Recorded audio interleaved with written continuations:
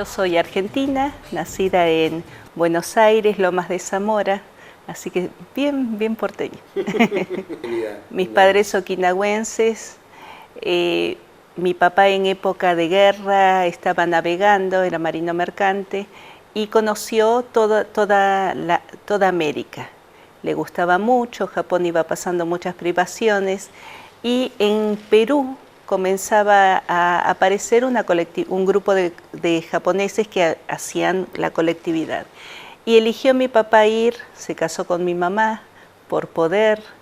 Ahí hay toda una historia de una forma cultural también. Un noviazgo previo de mi madre arreglado, que el día del casamiento, que ya como mi viejita no está, no se va a enojar por lo que voy a contar, no le gustó el novio y entró por una puerta y salió por la otra en 1930 y pico. Bueno, coraje también hay que hacerlo en ese entorno. Sí, lo que le valió tener que irse del pueblo un tiempo, porque era todo una ofensa.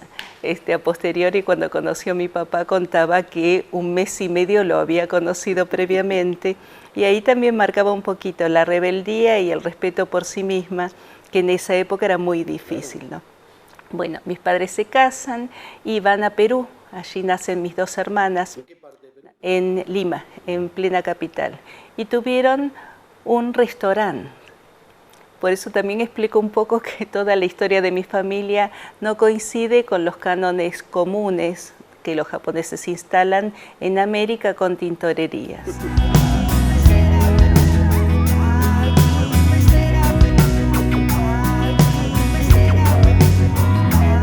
Ya en época de posguerra, Perú se había tornado bastante difícil en la vida cotidiana. En la Argentina estaba mi tío abuelo en Adrogué, y mi papá vino a visitarlo, a mi tío, y viniendo de todo ese caos de agresión y perversidad que había en Perú, siempre relataba que llegó a la Argentina, preguntó dónde era Adrogué, y un hombre desde Ezeiza hasta Adrogué se bajó con él del colectivo, lo llevó hasta la puerta de la casa de mi abuelo, y mi papá pensando que ese hombre vivía allí. Y no, él seguía hasta La Plata y se había bajado para ayudarlo. Y eso lo conmovió mucho, lo trataron muy bien, y siempre decía que el pueblo argentino era un pueblo muy maduro, inteligente, respetuoso, que en mi adolescencia era motivo de mucha discusión, pero él notaba eso, y él había vivido más en diferentes lugares. Exacto, y eligió la Argentina como lugar. Ya en Buenos Aires, bueno, yo hago el colegio primario, el colegio secundario nacional y después la universidad. Ya estando en la universidad tuve cargos altos, jefa de trabajos prácticos en histología, en medicina oral, formé parte de un equipo del Hospital Durán que armamos, la parte de medicina oral, que la especialidad lleva el nombre de estomatología. Todo era, con la rebeldía típica, siempre faltaba algo. Y me peleaba mucho con las estructuras. Realmente había cosas que no me gustaban. Esta historia de muchas mentiras, entre comillas, que había dentro del ámbito odontológico, médico, hacían que yo tuviera cierta rebeldía. No me conformaba tanto estar en la Universidad de Buenos Aires, porque había mentiras por ahí inocentes, pero que a mí no me conformaban. Aparte, yo tenía toda una formación católica muy afianzada, y siempre en toda esta formación yo era odontóloga con medalla de oro y saliendo muy premiada en todo, pero había una parte muy triste de mi vida que no me cerraba y que no entendía. No entendía la pobreza, no entendía las diferencias.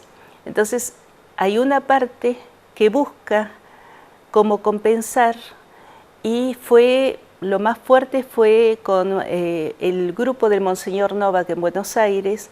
En una época difícil para nuestro país, sí, tuvimos en algún momento en mis manos un listado de mis movimientos. Que estaba siendo observada. observada. Claro. Pero bueno, yo le agradezco a Dios el haber zafado, entre comillas. Nunca, más de una vez hice silencios, pero lo mío siempre fue la ayuda hacia, sí, ¿no? pero bueno. Pero con un lugar, y hablando de Monseñor Novak, que tuvo un terrible peso en esa época, que marcaba las diferencias, y yo tengo compañeros, por supuesto, desaparecidos. Tuve suerte, no, estaba más bien protegida por un grupo de gente que, que sabía cómo proteger al resto. Por eso siempre venero el nombre de Monseñor Novak, porque fue un hombre que fue muy inteligente, cuidadoso, y cuidando todo lo que estaba sucediendo y se venía. Entonces, una época difícil, pero claro, yo con todo mi delirio socialista, es como que tenía que buscar y canalizar por ese lado. Entonces, en la Cruz Roja de Quilmes abrimos los primeros consultorios y siempre explico, por eso después cuando hable del EDIM tiene mucho que ver con esto. No había equipo, no había insumos y había mucha hipocresía que vale la pena decir esto porque pocas veces lo digo. Y nosotros trabajábamos en un banquito, la enfermera que pobre la volvía loca yo. ¿Y cómo vamos a atender acá? Digo, traiga una almohadita, entonces una silla, le poníamos una sábana, el banquito con una gasa, una botella de agua, e improvisaba, yo traía mi cajita y empezábamos a arreglar los dientes a chicos muy carenciados de las villas de Buenos Aires, que eran villas muy pobres.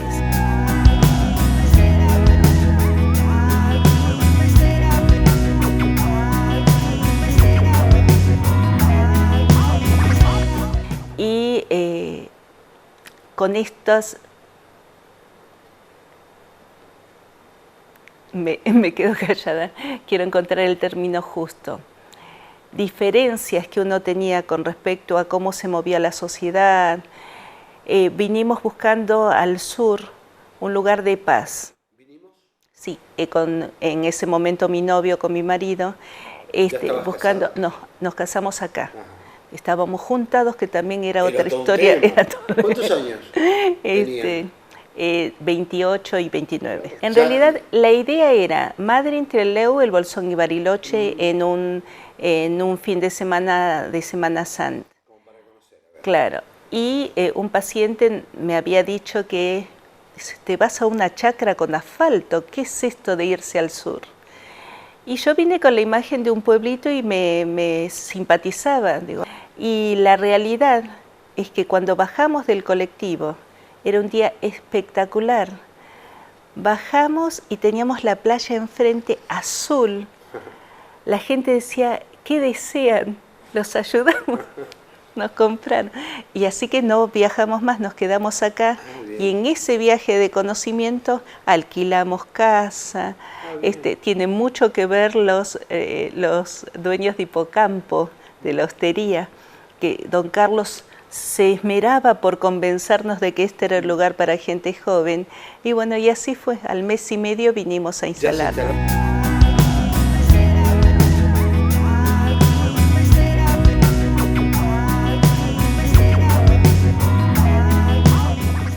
Nosotros actuamos conforme a esto que originalmente mi viejo decía, besá la tierra que pisás porque es la única tierra que tenés. Por eso yo siempre digo que uno se tiene que arreglar con uno y la proyección de la sombra, que todo el resto es como en demasía y que nos hace perder tiempo para poder mirar, para poder vivir bien y mirar hacia adentro.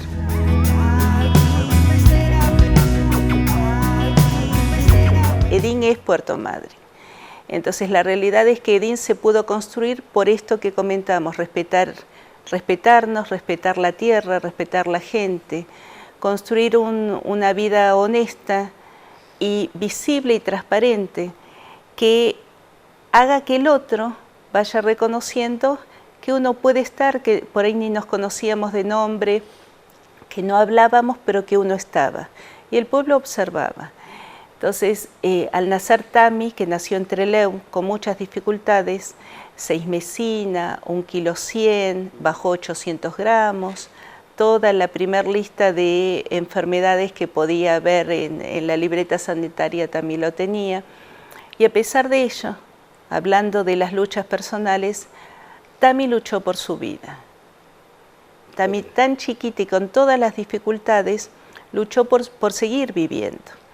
Y hay una anécdota muy linda e interesante, que al lado de Tami ella tenía 1,1 kg y bajó 800 gramos. La incubadora le quedaba cual suite presidencial, entonces podía deambular. Y al lado había un gordito de 4 kilos que entraba así apretado en la incubadora. Y yo digo, algún día nos volveremos a ver con este muchachito. Y así era, y ella era chiquita, y una enfermera de acá con bastantes vocabulario sucio decía, esta es muy terrible, porque era así chiquitita que había en una mano y se sacaba con 2 deditos la sonda. Tenía 15 días y no quería la sonda. Y Viviana, que hoy seguimos siendo amigas, pero esto te da de comer. Y ella se sacaba la sonda. ¿La enfermera? La enfermera. Y tuvieron que comenzar a darle mamadera porque no quería la sonda. Entonces mamadera y cucharita fueron las primeras.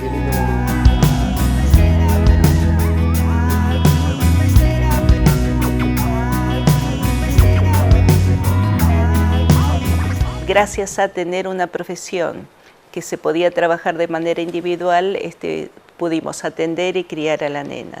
Es una familia de aquí, el muchacho se llama Bienvenido Riveros, y Betty y su señora fueron las personas que nos recibieron, los Galia de Hipocampo, el Negro Rivero, que es muy conocido, bueno, así que siempre el agradecimiento a esa gente que sin conocernos nos abrió las puertas y pudimos empezar así.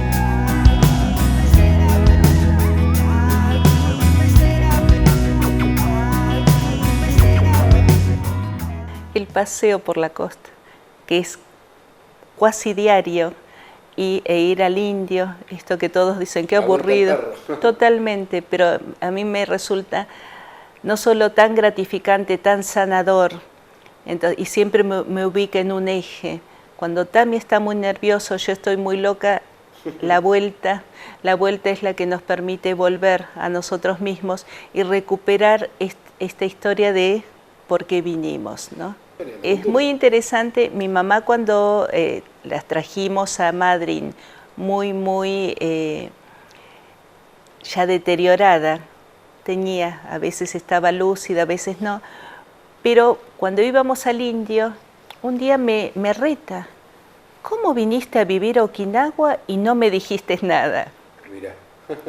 Digo, no mami, no es Okinawa, esto se llama Puerto Madryn. A mí me vas a decir, decía mi mamá. Dice, ¿no ves que allá está la abuela y al lado está la tía?